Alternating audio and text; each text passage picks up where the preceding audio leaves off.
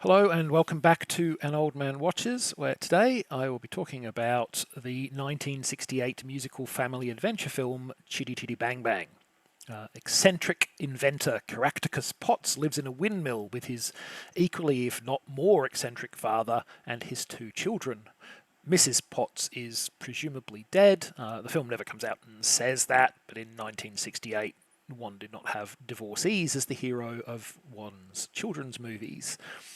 Caractacus is a loving and benevolent father, but most definitely not a disciplinarian, and he rather lets his two cherubic youngsters run wild, a fact that comes to the attention of well-to-do local lady Truly Scrumptious when she nearly runs them over.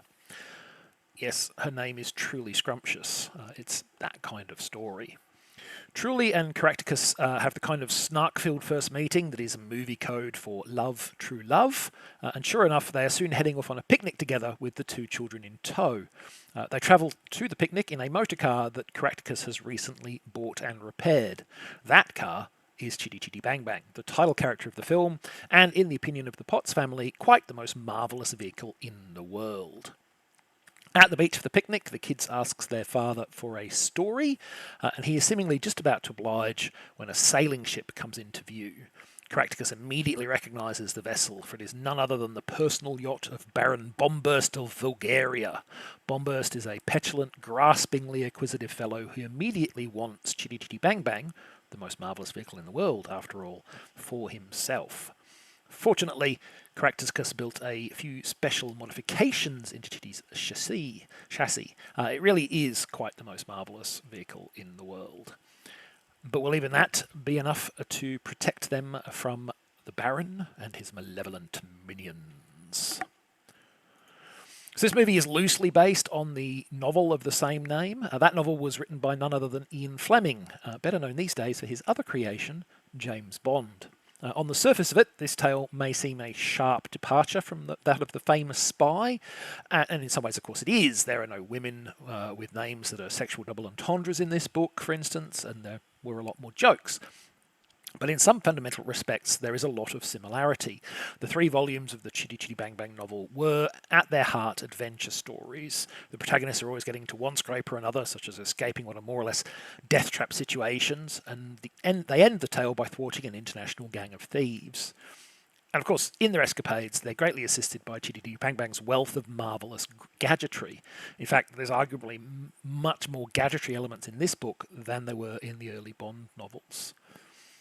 But as noted, this film adaptation is only loosely based on the book. The major cast members are much the same, and the near-magical car and its strange abilities also feature greatly, but most of the particulars of the plot have been changed. Both Baron Bombburst and the entire nation of Bulgaria are new creations of the script, and they launch, in more ways than one, the primary plotline of the film.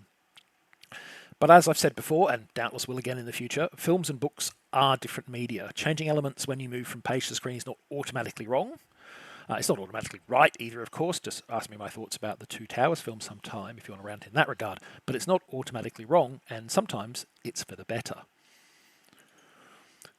So, Chitty Chitty Bang Bang was adapted to the screen by Roald Dahl. Yep, that Roald Dahl, though director Ken Hughes claims to have substantially rewritten the famous author's screenplay. Now, Dahl was a problematic human being, and so was some of his writing, but he knew his way around a story. Here, he, or perhaps Hughes, has recognised that Fleming's original 3-volume novel was too episodic and unfocused to work as a single film narrative. Thus, the introduction of Baron Bombburst and his obsession with the titular vehicle. This single change really drives the movie along.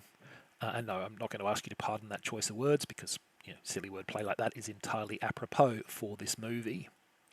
Fleming's original work lacks a clear antagonist until very late in the piece, and has the characters more or less stumble into their prior adventures by happenstance and accident. Bombast's appearance just where Chitty Chitty Bang Bang happens to be is also a convenient coincidence, of course. Sort of, anyway. Spoilers. But it's really the only one the film requires. Thereafter, everything flows from the presence of this tantrum-throwing, child-hating antagonist. And I think the film is all the better for having a clear adversary. And I think that the most successful kids' films all contain 2 important ingredients. The first is whimsy, a sense of wonderment and a willingness to go in odd little diversions.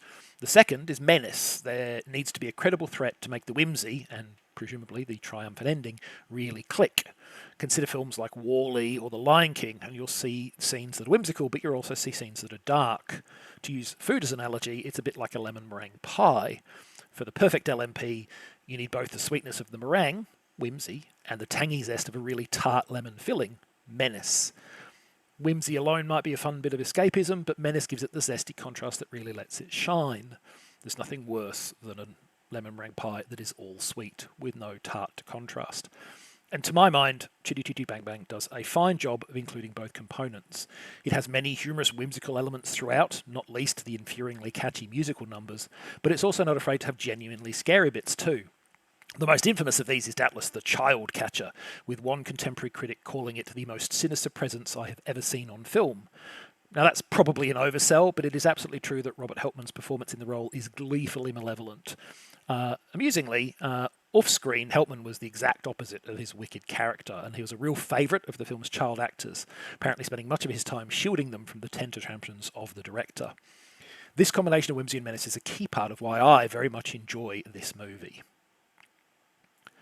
But of course, there are very few films where I can't find an issue to complain about, and in this particular case, the movie's biggest flaw is not hard to spot. It's rather long, 140 minutes in fact, including an intermission sequence.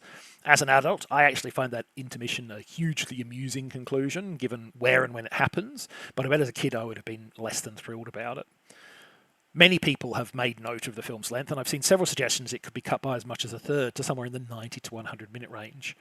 I can see where these people are coming from. The film does take some time to get started and barren bombast, and consequently the movie's main plot don't show up until nearly an hour into the runtime.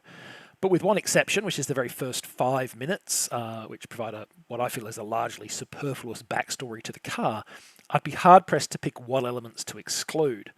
I mean, if I put on my grumpiest and most grown-up of grumpy grown-up hats, I might say that Caractacus's efforts to raise the money to buy Chitty Chitty Bang Bang could be drastically cut down. But kid at heart me enjoys those silly sequences, and I do think they serve a narrative purpose. They give weight to the acquisition of the vehicle, and in doing so, they position Chitty Chitty Bang Bang as a thing that is worth having, which of course is the whole thing driving the plot. That's why does Bombers want this vehicle so much? Well, we know that it's worth having because we've seen all the time and effort that Caractacus went to get it. So yeah, Chitty Chitty Bang Bang, it's not a flawless film. Flawless films are few and far between. And no doubt some people will find it all a bit twee. I'll always have a soft spot in my heart for it though, and a safe place behind the couch when the child catcher is on the prowl. Next time, between 1985 and 1998, former sports TV director Andy Sidaris churned out no less than 12 low-budget action movies featuring a rotating cast of penthouse pets and Playboy playmates and a bunch of beefy guys, all of whom were of limited acting ability. Malibu Express was the first of those films. But that's next time. Until then, thanks for watching this video. I hope you enjoyed it. And if you've seen today's movie, let me know what you thought of it.